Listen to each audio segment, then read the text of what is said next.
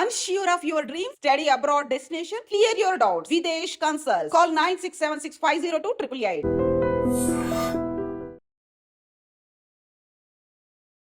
నమస్కారం, welcome to I dream. నేను మీ విజిత. ప్రస్తుతం మనతో పాటు ఉన్నారు మోటివేషనల్ స్పీకర్ ఉషా కస్తూరి గారు. ఇప్పుడు వారితో మాట్లాడి మరిన్ని విషయాలు తెలుసుకుందాం. అమ్మ నమస్తే.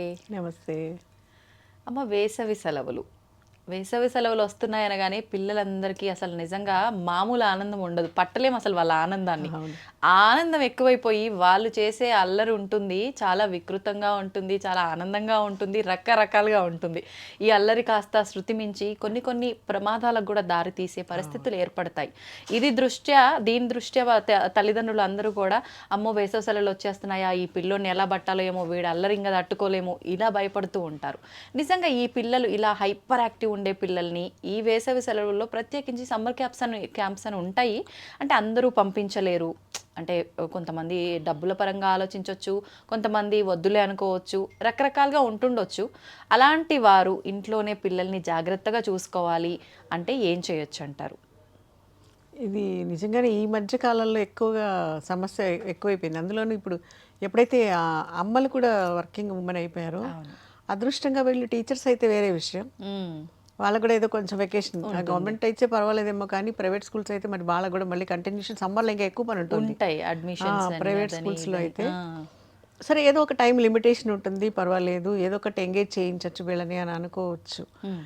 అసలు మెయిన్గా సమ్మర్ ఎండలకి వాళ్ళు రిలాక్సేషన్ కోసం సమ్మర్, అంటే ఇంత ఎండాకాలం బయటికి వెళ్ళకూడదని. అందులోనూ ప్రతి సంవత్సరం మనకి మార్చి బిగినింగ్లోనే ఒక వార్నింగ్ వచ్చేస్తుంది, చూసారో లేదో, ఫిబ్రవరి నుంచి మొదలు పెడతారు.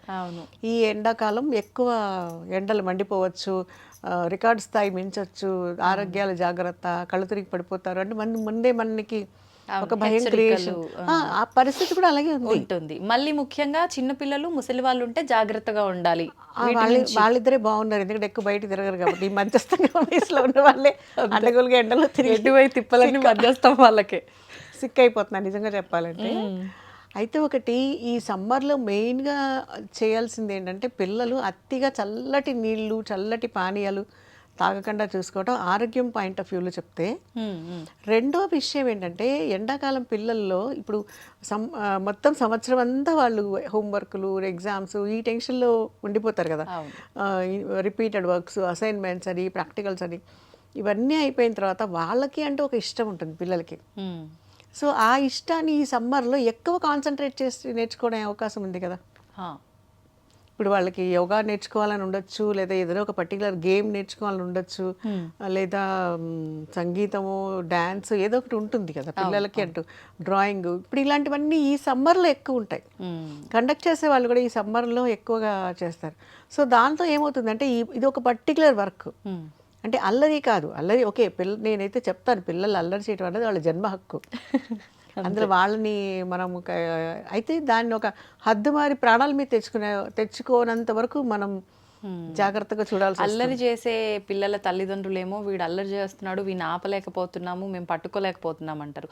అల్లరి చేయకుండా ముద్దుపప్పులో ఉండే పిల్లల తల్లిదండ్రులేమో మావాడు ఎప్పుడు మూడీగా ఉంటాడు, సైలెంట్గా ఉంటాడు, డల్గా ఉంటున్నారని ఇలా బాధపడతారు. రెండు ఎక్స్ట్రీమ్లు ఏం చేస్తాం. కాకపోతే అల్లరి చెయ్యాలి. ఇంకొకటి గమనించుకోలేదు, ఎక్కువ అల్లరి చేస్తున్నారు పిల్లలు అంటే వాళ్ళు చాలా యాక్టివ్గా ఉన్నారని అర్థం. ఓకే, ఆ అల్లరిని ఎలా డైవర్ట్ చేయాలి అన్నది ఆలోచించాలి. నేను చెప్పాను కదా, ఏదైనా ఒక సమస్యకి పరిష్కారం ఆలోచించాలి అంటే మనుషులకి కొంచెం ఓర్పు, సహనం ఉండాలి. సమస్య గురించి వీడల్లరి చేస్తున్నాడు అంటే ఆ అల్లరిని డైవర్ట్ చేయండి. ఇప్పుడు ఎండాకాలంలో పిల్లలకి మెయిన్గా బాధ్యతలు నేర్పించవచ్చు. ఇల్లు నీట్గా పెట్టినా అంటే డేంజర్ వర్క్కి వెళ్ళనంత వరకు నీ గది నీట్గా పెట్టుకో, నీ బుక్స్ నీట్గా పెట్టుకో, అయిపోయి నోట్బుక్స్ అన్నీ పేపర్లు మాత్రం చించి జాగ్రత్తగా వాటిని పిన్ చేసి కుట్టుకో, వాటిని ఎలా చేయాలి అనేది దగ్గరుండి చేయించాలి.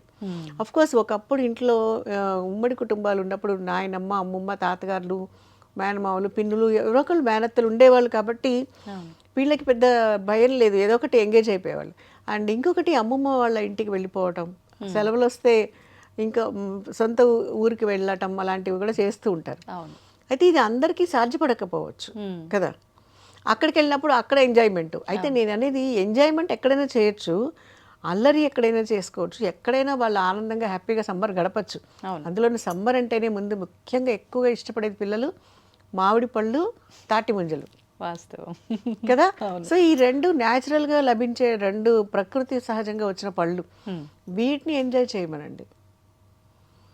ఓకే ఇవి ఈ టైంలో తినాలి, ఇలా వీటిని ఇలా స్టోర్ చేసుకుని తినచ్చు, ఇవి ఈ టైంలోనే వస్తాయి అన్న ఒక కాన్సెప్ట్ వాళ్ళు ఉండాలి. అదే సమ్మర్ వస్తుందంటే ముందు మనం దేనికోసం వెయిట్ చేస్తాము, మామిడి పళ్ళు కొత్త పచ్చళ్ళ కోసం వెయిట్ చేస్తూ ఉంటారు కదా.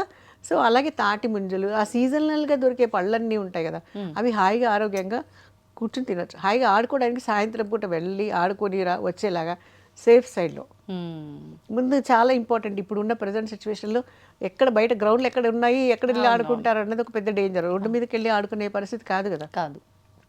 సో ఇవన్నీ కూడా తల్లిదండ్రులు గమనించాలి.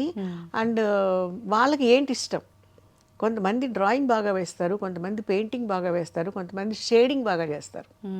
ఈ మధ్య ఒక వర్క్ చాలా బ్యూటిఫుల్, అసలు ఏ కలర్ ఉండదు, ఓన్లీ పెన్సిల్ షేడింగ్. అవును. వాళ్ళ ఆ పని చేసే పిల్లల్లో కానీ పెద్దవాళ్ళలో కానీ ఎంత మైండ్ 100% కాన్సన్ట్రేషన్ ఉంటుంది. అర్జునుడు చెట్టు మీద బాణం వేసేటప్పుడు ఒక పక్షి కన్ను చూసినంత కాన్సన్ట్రేషన్ ఉంటే తప్ప అది చేయలేరు వాళ్ళు. అవును కదా. సో అంత కాన్సన్ట్రేషన్ పిల్లల్లో ఉంటుంది, నో డౌట్. వాళ్ళకి నచ్చిన పని చేసేటప్పుడు నేను ఒక అబ్బాయిని చూశాను ఒకసారి. వాళ్ళు మా ఇంట్లో ఒక బర్త్డే పార్టీకి వచ్చారు పిల్లలందరూ. అదేదో ఒక సాంగ్ ప్లే చేయడం కోసం, అప్పుడు క్యాసెట్స్ అనమాట. ఒక క్యాసెట్ ఊడిపోయింది.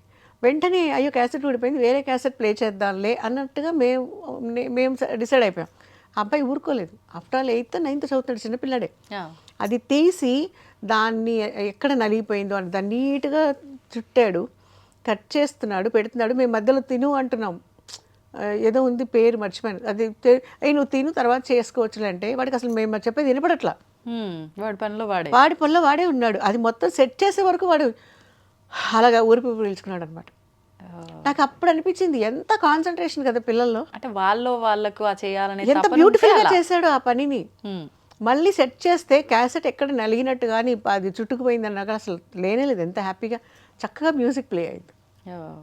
ఇది పిల్లల్లో ఉండేటువంటి ఒక నిగూఢంగా ఉన్నటువంటి ఒక బ్యూటిఫుల్ టాలెంట్ కదా అది. ఇలాంటివన్నీ ఐడెంటిఫై చేసుకోవాలి ఫస్ట్. ఓకే వాళ్ళు ముందు సపోజ్ మధ్యలో అడుగుతారు, నేను డ్రాయింగ్ క్లాస్లో జాయిన్ అవుతాను లేదా నాకు పెయింటింగ్ చేస్తానంటే సమ్మర్ ఉంది కదా నాన్న అప్పుడు నేర్చుకోని చెప్పొచ్చు కదా వాళ్ళకి.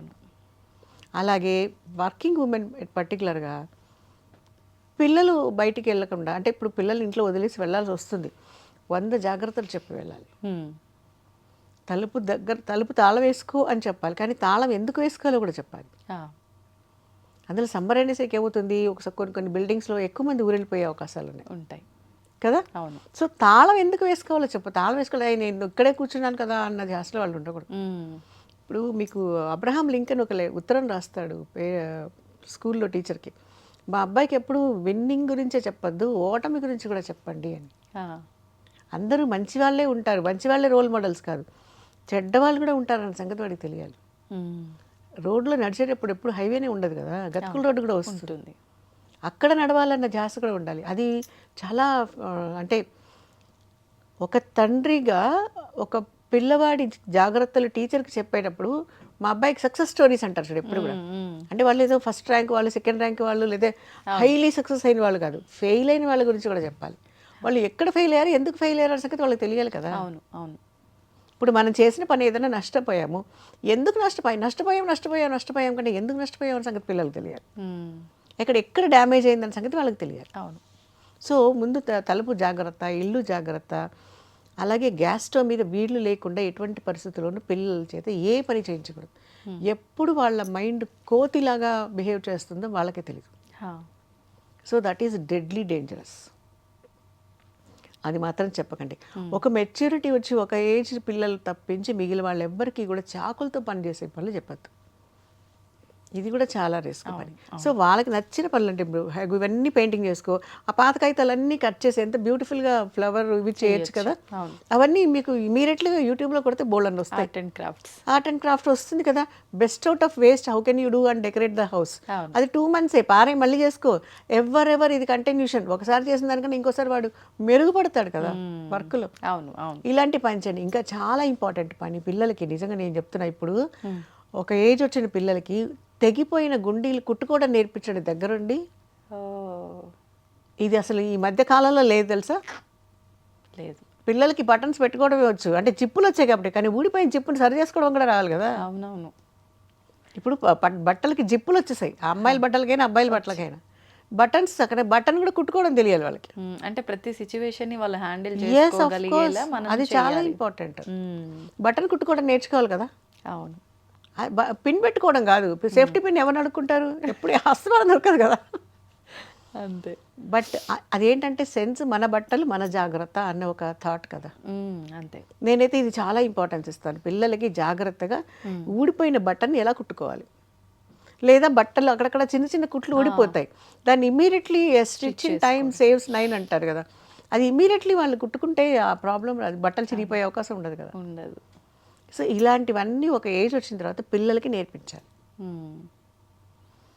అందులోని అలాంటివన్నీ సమ్మర్లో కూర్చోబెట్టి 4-5 డ్రెస్సులకి వాళ్ళకి బటన్స్ కుట్టించడం నేర్పించాలి, లేదా ఒక చిన్న పాత క్లాత్ ఇచ్చి పెయింటింగ్ చేసేవారండి, దాని మీద వాళ్ళ ఇష్టం ఏదో ఒకటి చేస్తారు.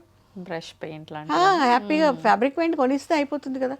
అవును. ఇంకా చిన్నపిల్లలు అయితే క్రయాన్స్, కలర్ పెన్సిల్స్ ఇస్తే వాళ్ళు చేసుకుంటారు కదా, వాళ్ళు ఎంత హ్యాపీ ఫీల్ అవుతుంది. ఓకే, ఇల్లంతా చెత్త అవుతుంది, చెత్త చేయి క్లీన్ చేయడం కూడా నేర్పించండి. సో ఎంత అంటే వాళ్ళకి ఇష్టమైన పని ద సేమ్ టైం బాధ్యత రెండు వచ్చేస్తాయి కదా. అవును. అలాగే ఫుడ్ విషయంలో వస్తే మాత్రం చల్లటి పానీయాలు ఇందాక నేను వచ్చినప్పుడు చూశాను, ఎండలో నుంచుని హాయిగా వాళ్ళు చిల్డ్ సోడా తాగుతున్నారు పిల్లలు. వాళ్ళిద్దరికీ కూడా మహా అయితే మ్యాక్సిమం 12 ఏళ్ళు కూడా ఉండవు. ఒక అబ్బాయి 12 ఏళ్ళు, ఇంకొక అబ్బాయి చిన్నపిల్లాడు. ఎంత చల్లగా తాగుతా, నా గొంతు నొప్పి వచ్చింది వాళ్ళు తాగుతుంటే.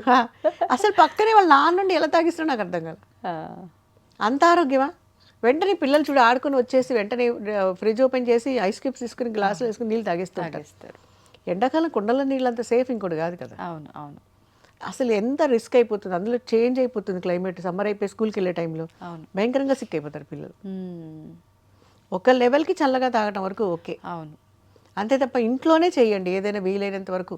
నీళ్ళే దొరకకుండా ట్యాంకులు హైదరాబాద్ రోడ్ల మీద తిరుగుతుంటే, చాలా సిటీస్లో వాటర్ ప్రాబ్లం ఉంటే, మీకు షాపుల్లో ఐస్ గడ్డలు ఎంత మంచి నీళ్ళతో వస్తున్నాయి, ఎందుకు ఆలోచించరు పేరెంట్స్?